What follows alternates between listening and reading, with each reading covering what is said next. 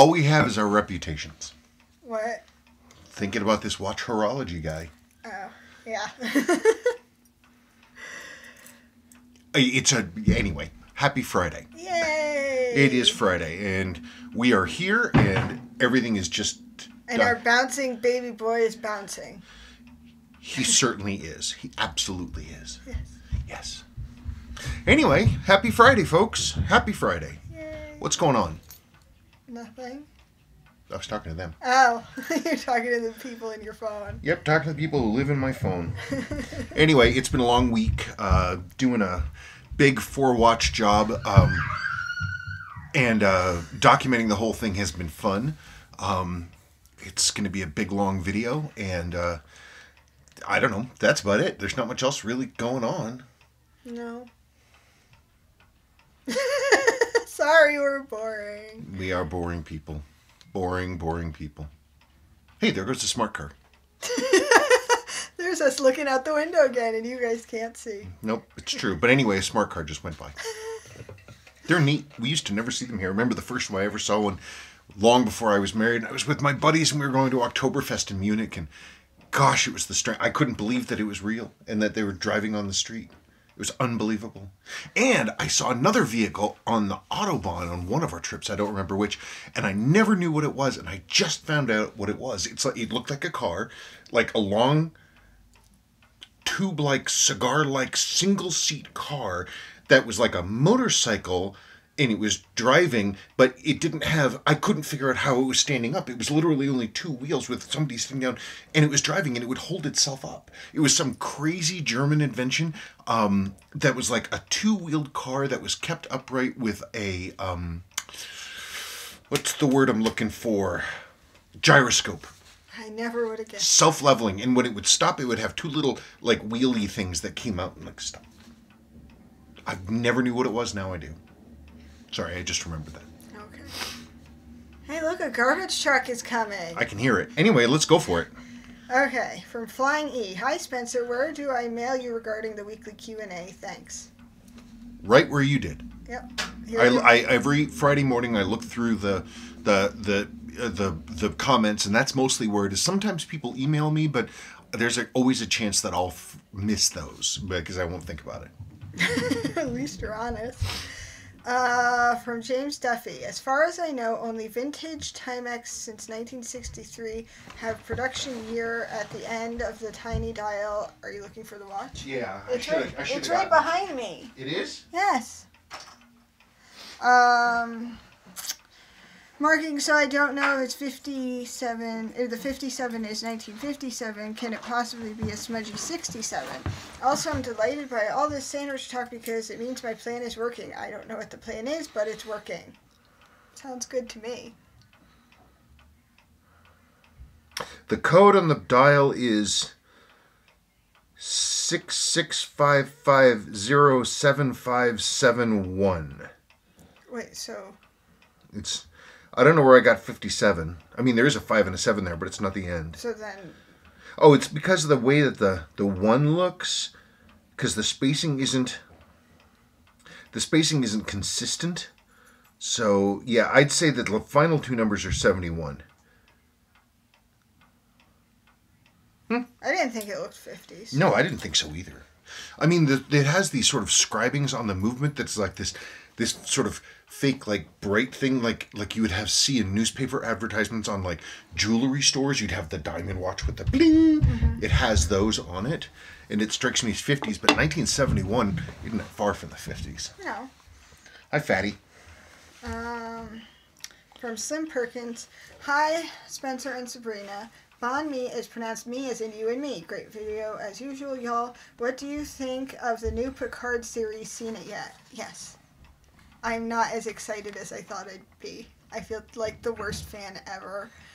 I don't know. And it also doesn't help that Data's perfect child has the worst taste in boyfriends. God, he won't shut up about it. The entire episode, he won't shut up. It's so annoying. Anyway, I mean it's fine, but it's not like like we were comparing it to like The Sopranos. Like when you first watched The Sopranos, boy, it grabs you. And From episode 1. From episode 1, and you're off to the races. And this one isn't quite like that. And I don't know, it's funky. It's just with modern TV shows, starting with The Sopranos. It's like episode 1, they're like, boom, you're really into it. Like Breaking Bad was that way, Mad Men was that way. Mandalorian, The Witcher show. Yeah, it's like they're doing a lot of world building. Yeah, but I don't know. I guess we have different standards these days because of the way shows have been since the late 90s. Yeah. There, I had a mustache. From Mike D, N64 shirt. Mad props. That was my absolute favorite system when I was growing up. I still play it occasionally. Mine too. Though we donated ours. Yeah, because nobody touched it for over a year. Though it was in the way. Uh-oh. Milo sneezed. Oh no. And he's got a cranky. From Super Cruise. Hi, Spencer and Sabrina. Spencer, could you comment on how you go about oiling pallet stones and the escapement on your Seiko restorations? On my service work, I've been using a very small amount of Mobius 9415 on the ends of the pallet stones, and I do not oil the upper and lower pivots on the pallet fork. Do you oil both the entry and exit stones or just the entry stone? What lubricants do you use? Have you ever attempted dynamic oiling of the escapement? While you answer this very long question, I'm going to go see what Mr. Quiet is doing. Okay, that's fine. Milo will read the next questions. I do exactly what you're doing. I use Mobius 9415. There it is. And I only I put up the Seiko service guide actually has a diagram of the size of the blob of lubricant you put on those things. And for those of you who don't know, 9415 is a very specific lubricant in that it is a grease until it is moved, and then then it behaves like an oil, but then as soon as it's not being worked at all, it turns back to a grease, and that helps it stay in place. The last thing you want. One of the biggest challenges about doing watch work is having your lubrication is not using too much, because too much is easily as bad, if not worse, as not having enough. But you want your lubricant to stay put. You want your lubricant to stay where you put it, and you don't want it to go anywhere else. If you over lubricate the pallet fork and the escape wheel and all this stuff, you can get lubrication in all kinds of weird places, like the pivots of the pallet fork. Now, I was taught basically never to lubricate the pivots on the pallet fork. There are some exceptions to that. When I've done Rolex stuff, Rolex is very clear that those pieces are lubricated, but for Seiko, I never do it. The only time, well, I shouldn't say never, the only time I do it with a Seiko is I will sometimes see with Bellmatics, they will tend to overbank, because they're beautiful movements, beautiful movements, but they'll push a lot of power, and they will have a tendency to push the balance too far, and it'll overbank. And what you do is you can dampen down some of that power by oiling those the pallet fork pivots. But that's all that I ever do. Dynamic lubrication, where you run it back and forth, not really. I lubricate both stones, and I let it run, and 99 times out of 100 it does the job for me. And so that's what I do. If there's an issue, like if I've over lubricated or I see something funky, I'll go back in and I'll clean all that stuff off and I'll start fresh. But that's it. Like, running it for 5 minutes or running it backwards or anything else like that, I don't do that. What happened? He decided the dog needed water out of one of the Japanese bowls and then dumped it all over the floor. And then he slipped on it and fell on his butt. Did the dog appreciate the water? He was drinking it. Well, there you go. Off the floor. Glurp, glurp, glurp, glurp, glurp. And then he was saying that he was going to drink out of the dog bowl. And I told him he's not a dog. And he said, "No, I'm not. I'm Sebastian." Mm-hmm. Okay. So you answered that one long question like I knew you would? Okay. The wristwatch experience. Hey guys, thanks for the happy Australia Day shout out. I love meat pies, but these days only eat them when I'm at an Aussie rules football game. Pie in one hand, beverage in the other, along with plenty of shouting. Good and warming in those colder months. With Australia Day being in the summer, we tend to barbecue. I do have a question. My Seiko 6139 is running a constant 10 minutes slower over a 24-hour period. Everything else works perfectly. Does it just need to be regulated, or does it need a more serious service? Last service 27 months ago. Is the watch itself running 10 minutes slow a day? Or are you running the chronograph and the chronograph is 10 minutes slow a day? If the watch itself is 10 minutes slow, the first thing I would do is put it on a time grapher and see what the numbers say, because the numbers don't lie, and we want to know what the numbers say, and because they'll tell us everything. And if we're seeing, like severely dropped amplitude, I mean, this is one of these situations that can rise up when a watch is over lubricated and you get lubrication in the wrong places. It can drag the movement down hardcore. I'd need to know what those numbers are first. Oh, we didn't do wrist check. Oh my God, we didn't do it at all. No, we didn't even record it. I don't know. I'm wearing my new watch and everything. Well, okay, how about this? We're going to do our wrist check. We're going to stop, and then once we're done recording all this, we'll do the wrist check, and I'll insert the video right here. Sorry, we forgot. Here is me. This is a trade-in from Lane. Lane, I'm going to write you an email, or you can write me, but this was the one I was really interested in. The other ones we can talk about, but gosh, isn't that a beautiful watch? It's really super, super cool. That's a really cool watch. And I normally don't even like stainless bezels, but this one, everything about it works. Just a lovely piece. Lovely, lovely piece. And for me, it's me being an idiot again. I'll have to have a longer video about this. This is a I sold my other Rolex sub. I sold it. It's gone. And in its place, I have this. This is a 1987 Rolex 168000. This reference was only made for like 9 months in 1987, 1988. This is a really early 1987 one. And because I'm dumb or lucky, I'm not sure which, dumb luck, I actually got, this one is actually even more special than myself or the seller knew. This one has, it's called a Z dial. The S in the Submariner there, it's sort of flattened, so it looks like a reverse Z. People call this the Zorro or the Submariner. I wasn't really aware of that. I just wanted to have the watch be completely original to itself, have the box and all the papers and stuff, and I got that. And that's what I really wanted. And I had to service this, and that was a lot of fun. But it's the original bracelet, and the bracelet's in good condition. The case is nice. These tend to have dial oxidation. These, and you can see the spots of it there. But it's original. This was the first Rolex where they went from the 316 steel to the 904L. And so it's got some other things that are particular and peculiar to this model, but that's what that is. So I sold the old sub and I bought the new one. And there we are. Pretty cool. I feel like a complete person again. All right, that's it. Do you hear the dog? Yes, I hear the dog honking. He goes, honk, honk, honk, honk, honk. Anyway, isn't it a cool watch? What she's wearing, isn't that thing cool? It's just like, ooh, that's really cool. It's a trade-in from Lane Edwards. And Lane, I've been meaning to write you. We need to figure out what it is that I'll write to you. And anyway, I don't know. That's about it. From Mike D. Also, Spencer, I think myself and you have similar tastes in bracelets and straps. I can't stand a NATO or Zulu with all the crazy hardware. The few that I have are actually single layer or two piece.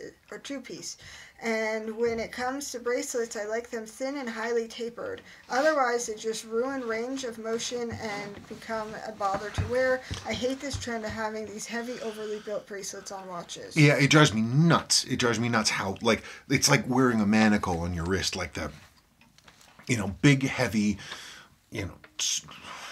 solid stainless things on my wrist. I can't stand them.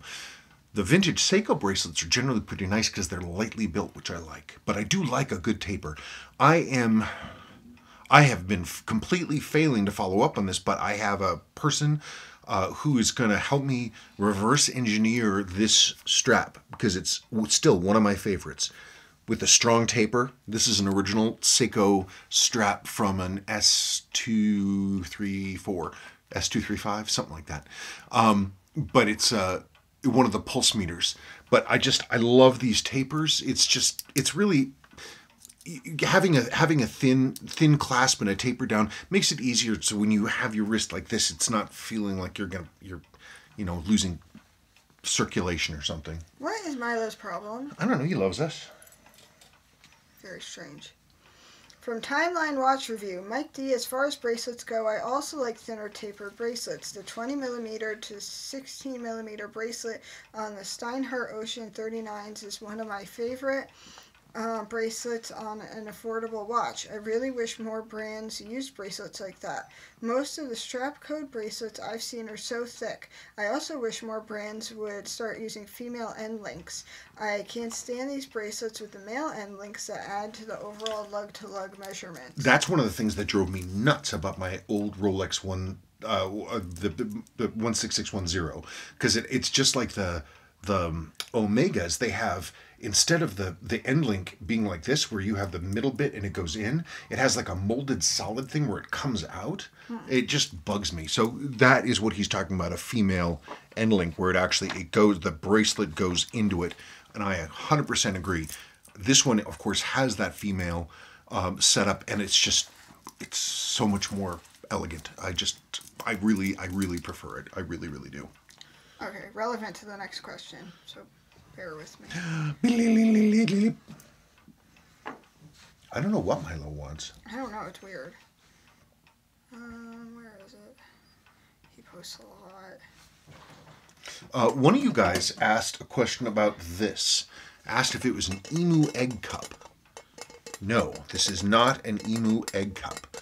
This is a coconut cup. My family had a really long history in New England, and especially in like maritime stuff, like sailing and merchant stuff and all that kind of crap.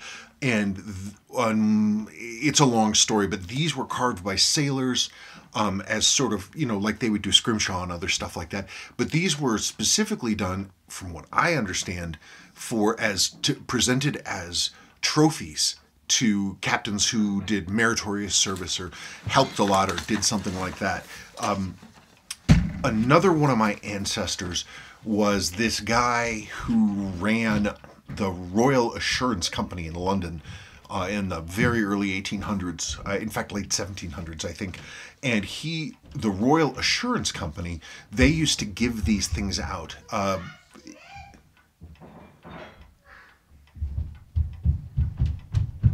Any case, so you remember American Revolution, John Paul Jones, he's taking the fight to the English, he's in the Irish Sea and doing all this stuff, and I have not yet begun to fight as his ship is burning and going down to the ground, or, to dry land a mile down.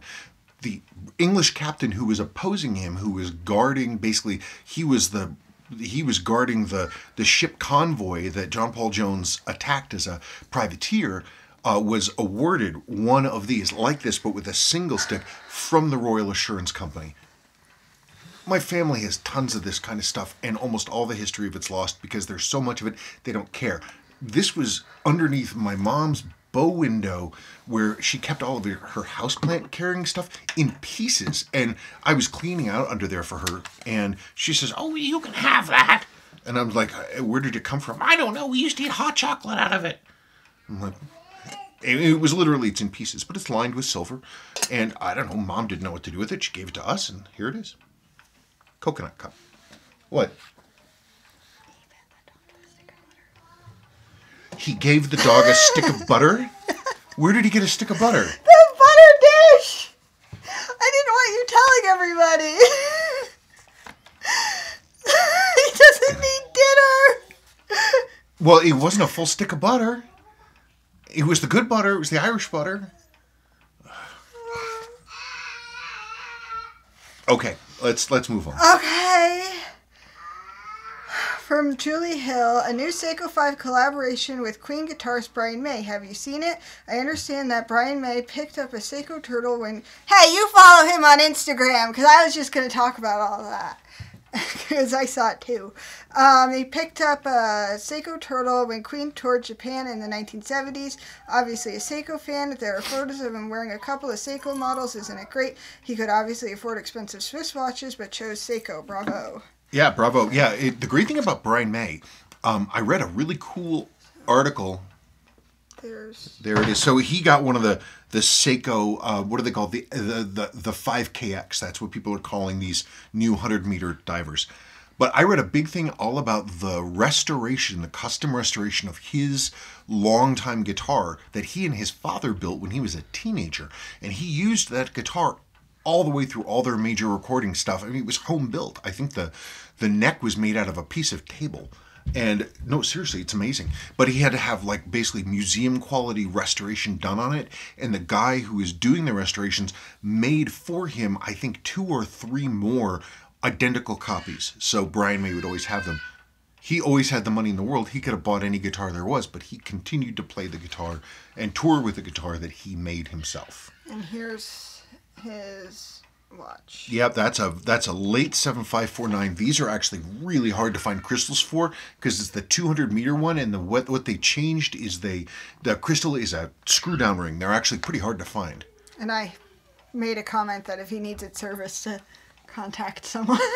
Yeah, I'd love to get one of those. I've only ever seen, I think, 1 or 2 in my life.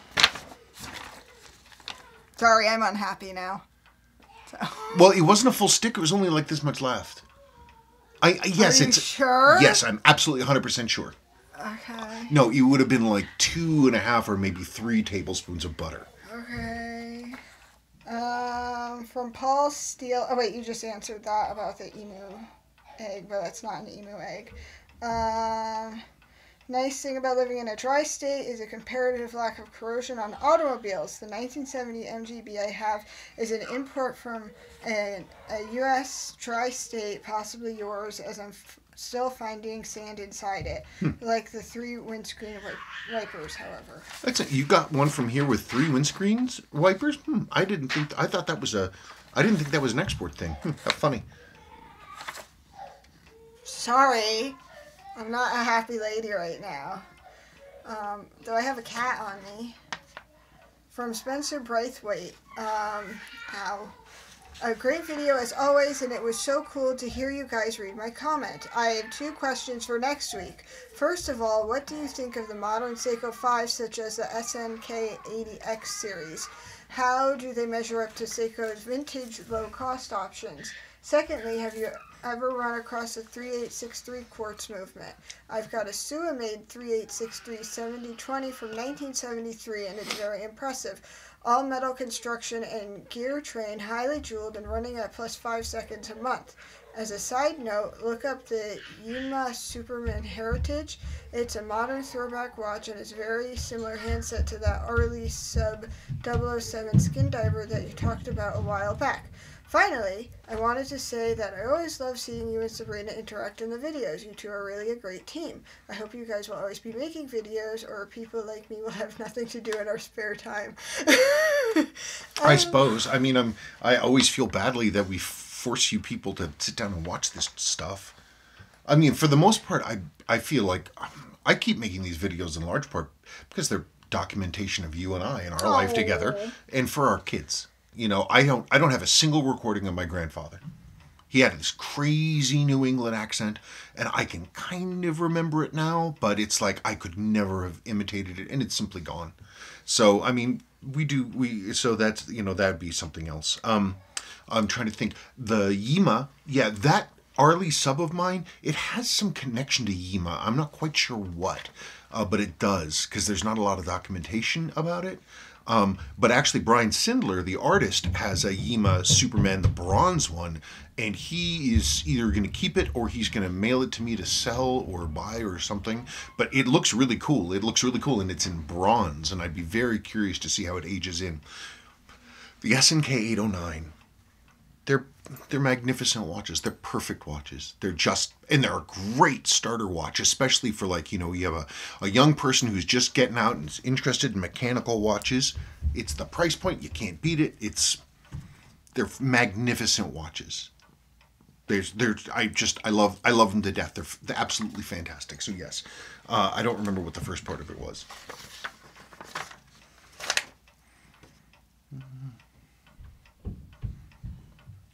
Oh, those early Seiko quartzes, the 3/8 and all that kind of stuff, they're bulletproof. They were very expensive in the day. In fact, more expensive than their mechanical,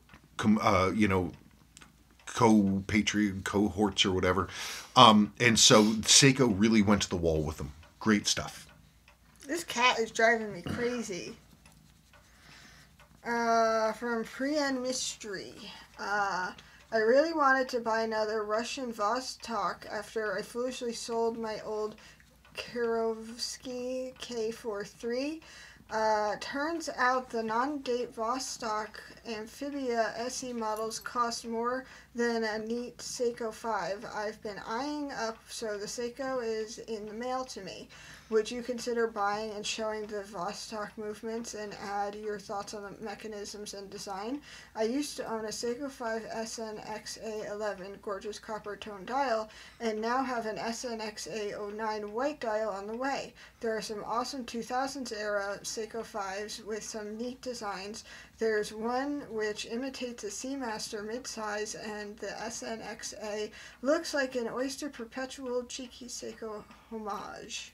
Yeah, a lot of those watches do. A lot of like the mid-size 7S watches that were made in like the late 90s and the 2000s, they had that real like Submariner thing. I don't know, they're pretty cool. Absolutely. Because that was a big long. As for buying a Vostok, I've actually owned a number of them. All of them were probably made in the really bad days, like after the Soviet Union fell, but before things started like getting better. So stuff that was made in the early and mid 90s. Not a single. I owned a good number of them because I knew some people who lived in Russia at that time. Not a single one ran longer than a few weeks, and they were brand new. If somebody has one in their parts drawer and they don't care about it, mail it over to me. I don't know that I'm gonna buy a Vostok. I would have to really research it and see what I could find. Mail's across the street. Oh, that's exciting. Mm. Ooh. What? I might be getting some. I've been bad and I've been buying things. I want to go look at Sebastian. Okay, well that's fine. No, I'm right there. Jimmy Split 77. Oh, he's talking about... Darn it. There were a lot of comments. About my 16753, my beautiful Rolex root beer. The watch is gorgeous, but when you brought out the original handset, amazing. Please tell me, Spencer, that you have a red Submariner dial for a 1972 1680 I have. Unfortunately, mine has a service dial in hand, so I'd appreciate you letting me know if we have one. No, sorry. I know they're expensive, but I'm willing to pay the premium. Cheers, mate. You can find those. Buying vintage Rolex stuff is...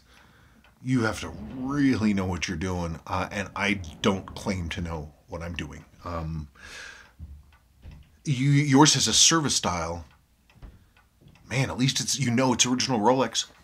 I mean, there's that. I mean, gosh, I don't even know where to. I mean, they have them for sale on eBay, but I mean the fakes are so good now that it's hard to tell what you're looking at. Yeah, I don't have one for you. This watch, I have it in my head now that we're gonna sell it, and because I have this 168000 now, and I just feel like a fool for having this. But every time I look at it, I'm like, it's such a beautiful watch. It's such a beautiful watch. I should sell. I went through and actually cleaned out my watch collection, and I have so many watches that are they're ready to go, and I could sell a number of those and make up what I needed to keep this one. It's such an exquisite watch. Okay. Timeline watch review. I love Sabrina's watch. That 61058,000 is gorgeous. It is a nice one. I'd really like to add one of those to my collection someday. As far as modern Seikos go, I have an SRP 777 and an SKX 007. What modern diver would you add next? A Mini Turtle, SRPC 35, 3rd Gen Sumo, SBDC 083, or the MM200, SBDC 061? I actually, of those three, I much prefer the 061. And I've been going back and forth about actually getting one myself. Why is he quiet? He's in bed with Willow looking at her iPad. How is she doing? She's fine. Is her temperature down? Yeah, and she feels better now that she ate. Okay. Out of these pieces, I've only seen the MM200 in person. I'm just not the Sumos they're too big. They're too beefy for me. They're too much. I don't like the Mini Turtles. They seem to be sort of a confused design. I love the look of the new Sumo, but I'm worried it'll wear too large in my taste. They're big. I owned one. I couldn't. I'm a big dude, and I couldn't wear it. It's way too large. I would definitely pick the 061. Okay. Where am I? That I just finished this question. You just finished this one? I did. Okay. I just finished answering it. Okay. The male person decided to go to the other side of the street. So, move! Milo! There. Okay. I don't want to sell this. Then don't. I've got so many other watches. I want to keep this thing. Then keep it. God. It's just, I just feel like an idiot for keeping this. And, it would just be a one-shot, one-kill, and it would get it done. But every time I look at it, I'm like, God, this thing is lovely. I can take down the auction. No, I'll deal with it. We put it on eBay, and people are looking at it, and I'm like, what the hell? It's one for the ages, I'll tell you that. Anyway. Can I read now, or are you Sure. going to keep complaining? Honey, I'm Gen X. From Neil Singupta. Hi, SNS. Wonderful to hear you guys talk. Please keep it up. Question for next mail call. You talked about original chronograph red hands on 6139s and then two-piece service hands. What do you mean by that? Does it matter? Thank you so much for answering my question in so much detail. I probably should make a little video to sort of re-explain this. So I'm going to... Do I have any two-piece sweeps? Before I go and make a video, I should know that... Okay, so here's the deal. Early 6139 chronographs and 6138s, they had a two-piece sweep where you had the sweep hand, and then you had basically what looked like a little silver button where the hand tube is. And they were, in theory, adjustable because you couldn't, not really adjustable, but kind of fine-tuning. But then when they moved from the A movements, which did not have an adjuster on the eccentric post for the hammers, and they went to the B, which did, those two-piece hands, long, thin, with a silver button, went to the one-piece, which is a wider hand, more legible, and it's a one-time, one-fit. You put it on, there it is, and it's set, and you can't move it or anything else like that. And so you would see a lot of these early pieces, these proof models with the two-part hands, they would go in for service, and they would, if Seiko had to replace, clean it or whatever, the standard operating procedure, standard good practice was to get rid of the two-piece sweep, and because they're one-time use hands, that was officially their one-time use. Get rid of the two-piece sweep, and you put on a new sweep of the correct color. That's a one-piece. That's the way that it works. Forbin Colossus. Sabrina, broccoli sprouts are the easiest thing to grow. Throw seeds in a ball jar, fill with cold... Yes, my package! Do you want me to read? You go get it, because this is for me. Fill with cold water, soak overnight, rinse with cold water, and set upside down to dry. In 5 days or less, the jar is full of broccoli sprouts. And that would sell for $4 or more in the supermarket. Thank you for telling me that. I recently, because I've been feeling better, I've been getting into gardening, and I can only do it inside now because it is winter, obviously. So I will definitely try that. I have to get some seeds. Where are you going with my box?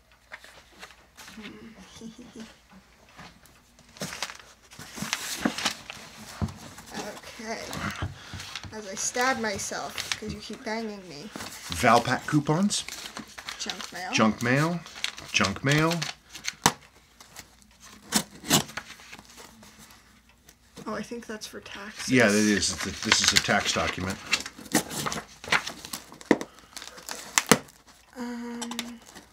stab myself in the heart. Huh, isn't that interesting? Okay, so we'll put that there.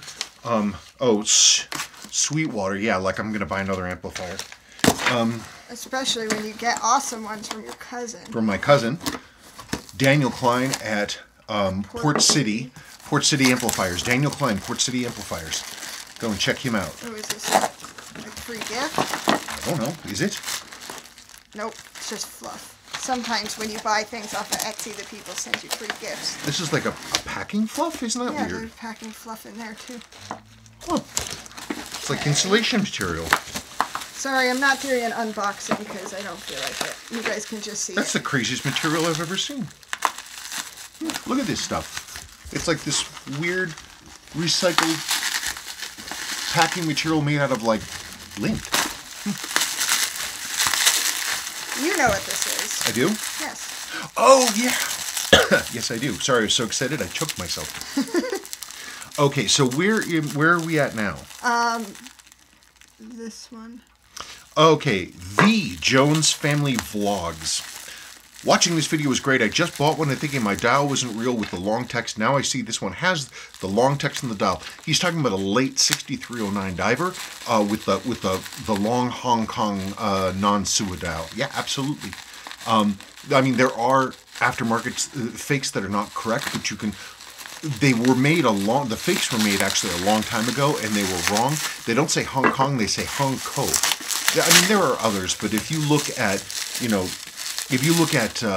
dial identification stuff, you can definitely figure out what's correct. Are you having fun there? I can't get it out. They did such a beautiful job wrapping. Here, you hold that. And God, you're gonna break it. I'm gonna break it. Yes. Why don't you just do this? I don't know. Because I like to save the bubble wrap. Well, still gonna save it. Okay, are you guys ready? I bought a clock. Wow, it's a lot bigger than I thought it was gonna be. Yeah, it's huge. Let's see if it works. Because my bedside clock, I accidentally bonked it, and it dropped, and it died. It was from from 1946. It was an old General Electric. Yes. Okay, Clive Sleeman, 5 days ago. Hi, Spencer. That is a really special. Oh, he's talking about this watch. That's a really special watch. I love it. Sometimes it just doesn't matter that it doesn't get much wrist time. Sometimes something is just too special to get rid of and is a pleasure just to own. I have watches like that. I think you'll look back and regret it if you sell it. I look forward to your videos every week. You two are very special, and your knowledge, Spencer, is incredible. ? If you're asking, I don't know that my knowledge is incredible, but thank you. There's You're so. gonna have to look at this. Is it not working? I can hear it. Okay. Well, why don't you just let it warm up? It's probably cold.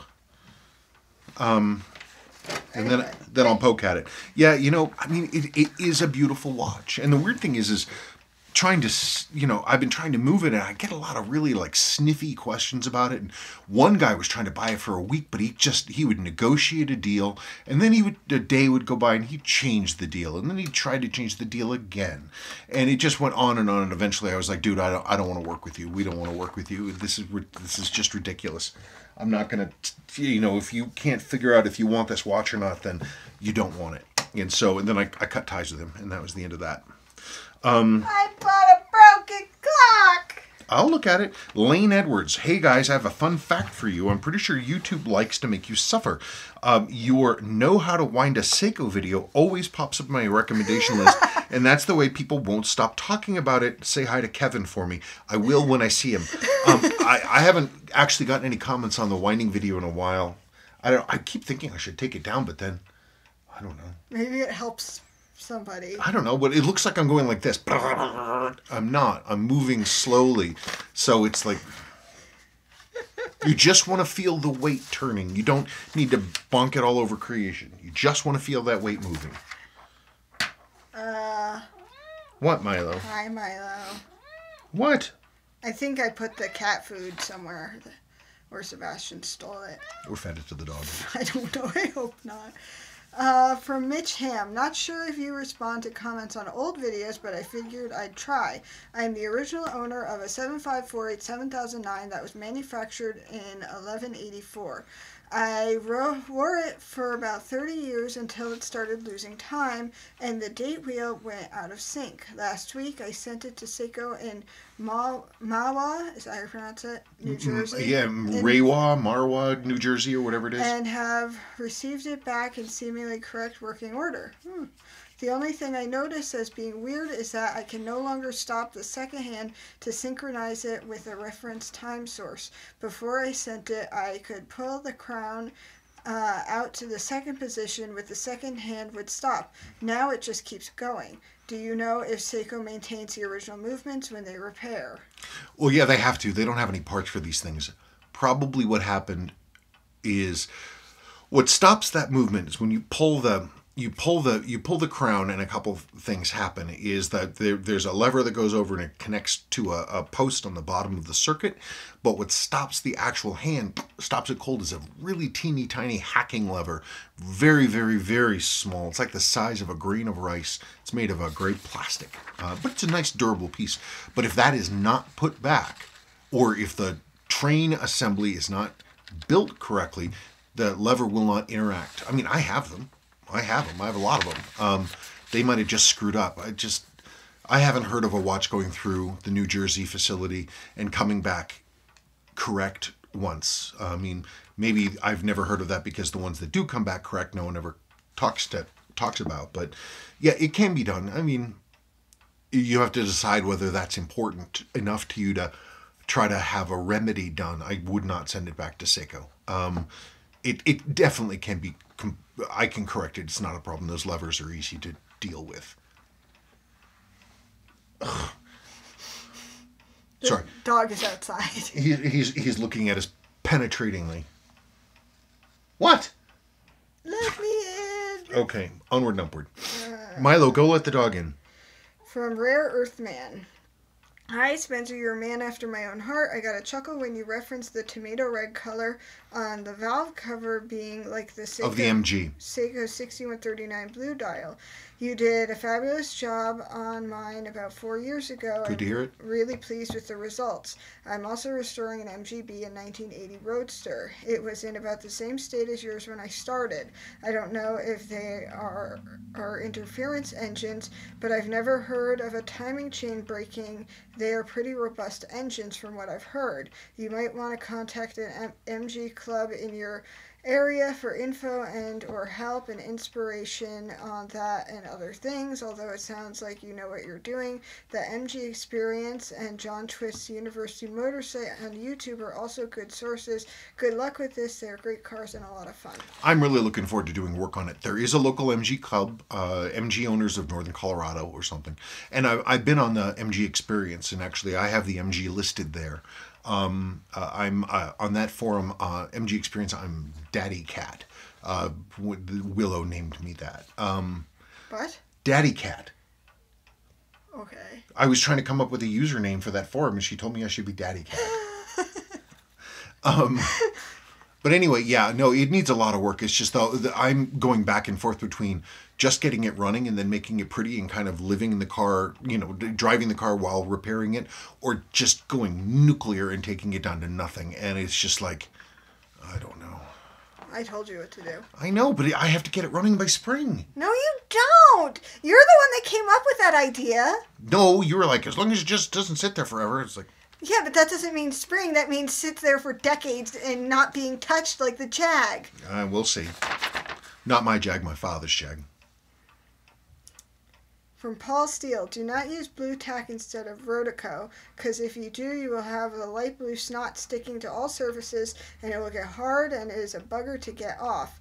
I don't know if the gentleman has used it for, as its name suggests, tacking stuff, mainly light gear to the wall. I did hear of a fraught father sticking his toddler by his backpack to the front of the fridge. I should do that. If you ever get some, do not let your toddler get hold of it, as it's a good, also a sod to get out of hair. If you do, petrol or terps will get it off, but be careful. What's a terp? Turpentine. Oh. I didn't know what this blue tack was that he was talking about. This is a question from last week, whether blue tack can be used in place of Rhodeco, and the answer is no. But now reading this question, I remember what it is. When I was in college, they had it because the walls in the dorms were concrete. You couldn't put a pin into them. It wasn't possible. And so it was that blue stuff you could stick to the wall and put a poster up with. Oh, I know what that that stained is. everything. Yeah, so no, you cannot use blue tack in place of Rhodeco. From E3 Kim, I'm a little confused. In addition to having a vertical clutch, are these column wheel or cam base? Column wheel. From 120 clicks. In my view, the 6159 7001 is the best Seiko case ever made. If they release this with a high beat or a spring drive, what a complete watch, and a ratchet or updated micro clasp adjust. Brilliant.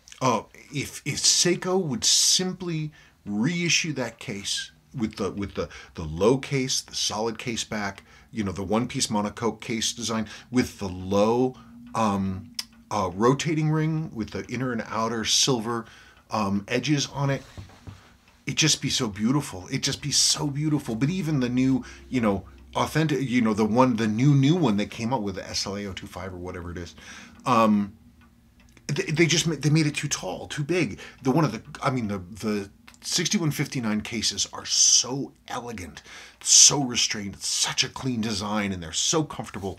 And they fit under a cuff, and I don't know. Seiko wants to put everything on steroids. I don't know why.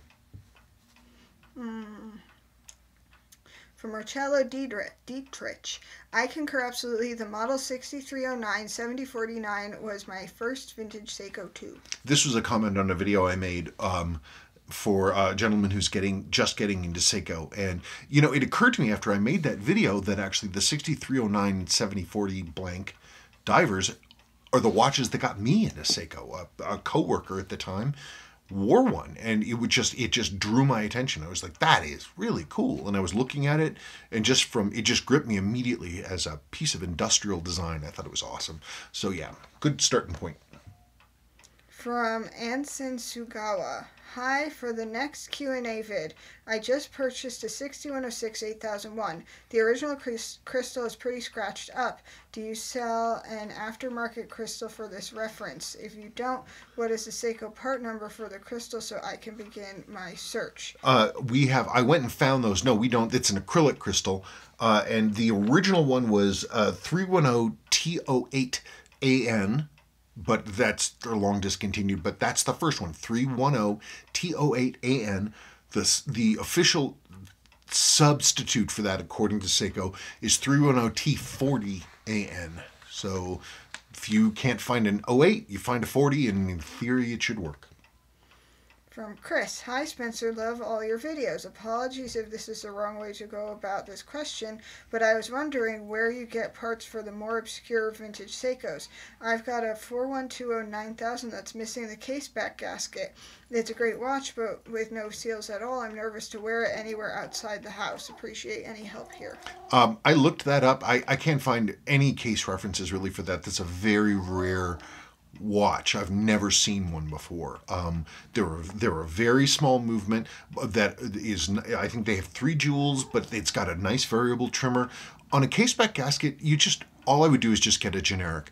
Get your micrometer out and mic up the back and see what the size is for how big that caseback gasket's going to be, and just order a generic flat gasket. There's a billion of them. You just have to get the right size. I'm unfortunately, I don't know what that size is. From Derek Shearer, my suggestion for our first Seiko is a nice Orient. Cheers. Okay. You're the one that put the question. No, I understand that, but the gentleman in this particular case is looking for vintage, and he's also looking for he's looking to getting a new area of collecting. So The problem I find with Orient is that they don't, from my limited experience with them, they don't seem to have a very large fan base, and they don't really seem to keep resale values much, if at all. I don't know anything about them. So for me, I know Seiko, and the Seiko 6309 is an iconic diver. Absolutely iconic. irreplaceable cornerstone of any Seiko collection. So I think the gentleman went with that, and that's what we did. From RG, hi SNS, I consider buying a couple of not running quartz watches from the 70s that seems to have not been damaged by a battery leak or water. What are the most common root causes for failure? Circuits, coil, motors, etc. Typically, you're going to find that the circuit or the coil has failed. If you Google whatever the movement is, like let's say, I don't know, 7123. It's a Seiko 7123.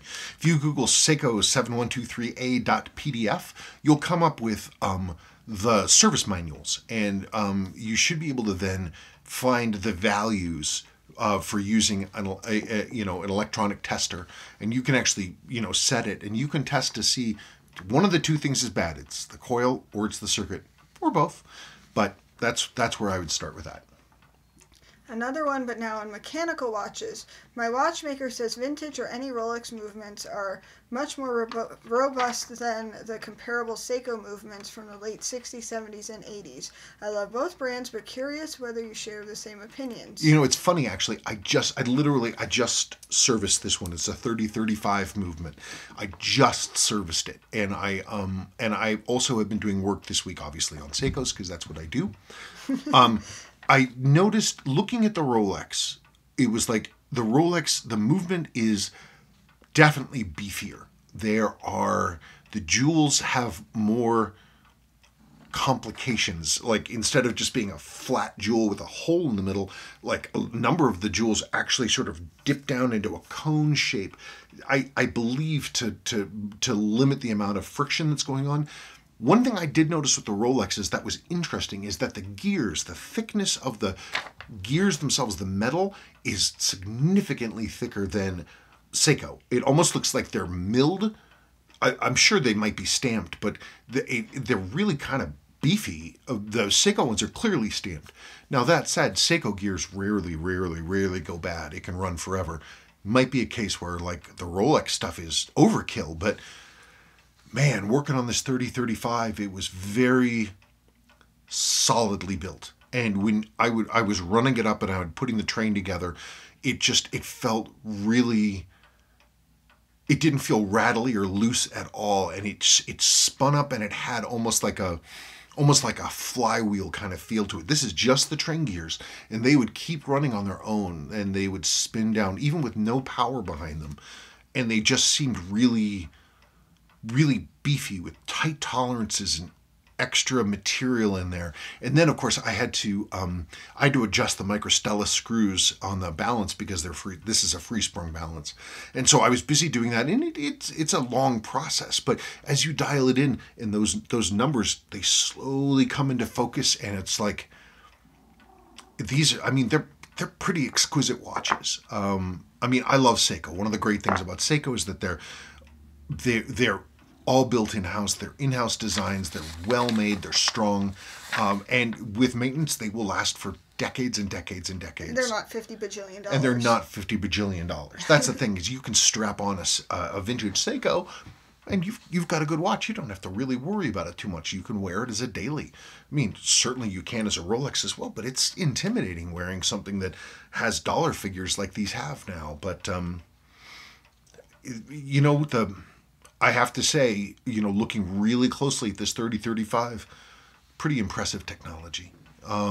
Even if it's extremely old school, Seiko is, they're moving towards the future. Rolex figured out what they wanted to do, and they've stuck with it. Also, from what you've seen, how much did Rolex movement evolve between the 60s and the 2000s? Some. This 3035 is the last one with a balanced cock instead of the balanced bridge. And the balanced bridge, of course, is going to be a little more stable. But it still gives, wonderful output. The really, like, my 5513, which is sort of my Franken Rolex I built out of bits, that has a 1570 in it. And that's the one that has the old style external balance screws that you have to deal with. there's not a whole lot of difference in terms of the technology. There's some things that Rolex simplified, like the 1570 has the pinion for the center hand is this free floating little thing with a little spring on top of it, whereas on this it's all integrated, where you have a one complete barrel and one complete train bridge, and it has a big ass jewel in the back of it that the bottom pinion of the weight axle sits in. I think it's a stronger design.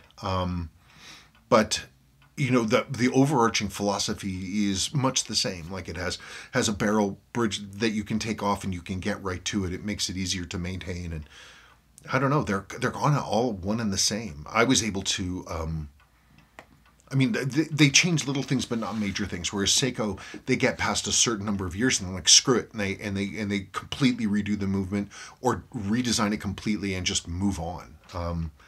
Rolex kind of does that, but they seem to stay true to this core design. Okay, now the lightning quiz. Oh, Rolex. do you want me to read it to you? No, because I don't know what Oh. things are. Rolex Oyster Quartz 5035 or Seiko Twin Quartz 9943. Oh, Seiko Twin Quartz, absolutely. 61581 1X or 8000X. Basically, the Slim Case 6105 or the Willard Apocalypse Now one. Because I like mine, but I like the classic. Yeah, I know you like yours. I think, honestly, I think the 6105 8000s are a more, they're a more wearable design. The 8110s are so elegant and crazy with a beautiful case design, but I find I just don't wear them as much. I do. Stargate or SKX? SKX. That's what I was going to say. Dr. Pepper or Mountain Dew? Dr. Pepper. That's what I was going to say too. Sub 5513 or 16800. Is that 3 zeros? It's number 5. Oh, basically, my Franken Rolex, the one with the really tan lume that's up there with no date, that one, or this one. I hate to say it, this one. What? I have no opinion. Because I like mine, so I'm biased. Weight or cardio? I really prefer weights. I love doing free weights. I love strength training, but without cardio, you're just whistling Dixie. You got to do them both. I like weights. I like weights. I like strength I training. can squat 100 pounds. It's true. And when she first started trying to do it, she couldn't even squat the bar. Nope. Yeah, you know, I mean, strength training is just great, but you can't put away aerobics. You just have to do it. Still or seltzer? What? Water? Regular water or seltzer water? Regular water with ice water. I like both. I don't like ice water. It hurts my teeth. 6139 Coke or Sever? Oh, 6139 Coke or Sever. So basically, the standard blue 6139 6000 or the 6139 6030X, like, which is the Coke dialed speed timers with the orange accents and highlights. I've owned a number of those orange ones, and they're okay, but they came with a bracelet that I just can't stand. Because the original bracelets, it's a weird kind of compound taper bracelet, but they're made by, they were made by Stellux, and they're really rattly and weird, and you lose the end pieces all the time. So I love the standard 6139 6000 blank blue dials. I just think they're just lovely, elegant. iPhone or Android? iPhone. iPhone. That's what we've always had. Micro brands, Halios or Laurier? I really want a Laurier. I think they're really, really cool. And actually, every time I'm reminded that they exist, I'm like, I really want one of those. Halios or Halios or whatever is the C4th, and they're interesting. I would have to look at them again, but I think there's something about them that didn't really do it. The other one is really sort of an elegant kind of throwback piece. It looks kind of like a Blancpain, like early dive watch. I'll show you pictures of them. Okay. That's what I would choose. That's it. It's Friday. We have a sick child Yep. and a dog full of butter. My great aunt had a little poodle named Buttons that was morbidly obese because she would feed her sticks of butter. I don't know. And then my grandmother got her. My Mima got her after my Aunt Ruth died and put Buttons On a diet? on a diet and got Buttons to lose all the butter weight. Dogs don't need butter. Okay, well, we're done. Thank you, folks. It's another weekend. It's supposed to be very nice this coming Sunday, so who knows? Maybe I'll do something in the MG. I don't know what. Or maybe you'll take me out to lunch. I thought we were going to lunch on Monday. Why would we go on Monday? I don't know. You were saying something about this coming week because we go to lunch on a Sunday. We are going to have a parade. We have a babysitter. Oh, yeah. I forgot about that. Okay, well, happy Friday. That's it. Pizza day. Everybody go enjoy your pizza. Have a great night. Yep, All right, bye. bye.